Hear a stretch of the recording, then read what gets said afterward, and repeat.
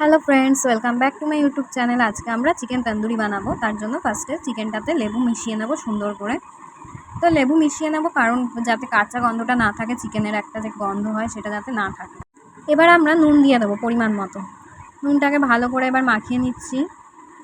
এবার আপনাদের কাছে আদা রসুনের পেস্ট যদি এরকম না থাকে তাহলে আপনারা বাড়িতে আদা রসুন আর কাঁচা লঙ্কা বাটা দিয়ে দিতে পারেন মিক্সিতে করে সুন্দর করে। আমার কাছে পেস্টটা ছিল তাই আমি দিয়ে দিলাম সুন্দর করে। ওটাকে ভালো করে আমরা মাখিয়ে নেব সুন্দরভাবে। এবার দেখুন একটা তাওয়া নিয়ে নিচ্ছি, তার মধ্যে বাটার দিয়ে দিলাম।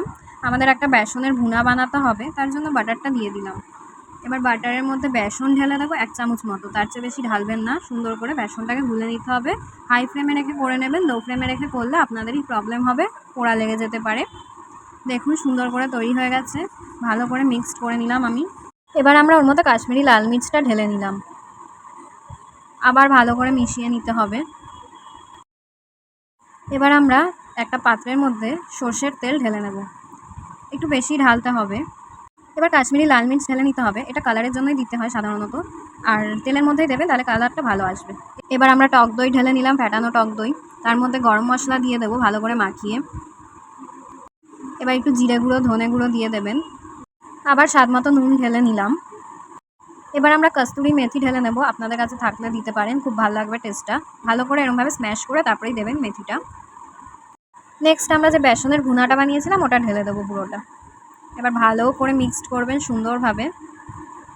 দেন এবার চিকেনগুলোকে দিয়ে দিচ্ছি একটা একটা করে। সব সাইড ভালো করে মেশাবেন যাতে একদিকও ফাঁকা না থাকে চিকেনের, তাহলে টেস্টটা ভালো হবে আর কি। এবার দেখুন আমি এয়ার ফ্রায়ারে দিয়ে দিলাম চিকেনগুলোকে ভালো করে।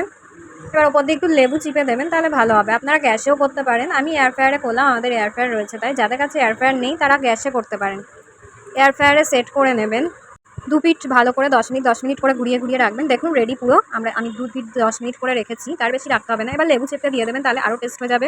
আপনাদের কাছে পুদিনার চাটনি থাকলে দিতে পারেন। এবার আমাদের চিকেন তন্দুরি পুরো রেডি। ভিডিওটি ভালো লাগলে like, comment, share and subscribe করে দেবেন।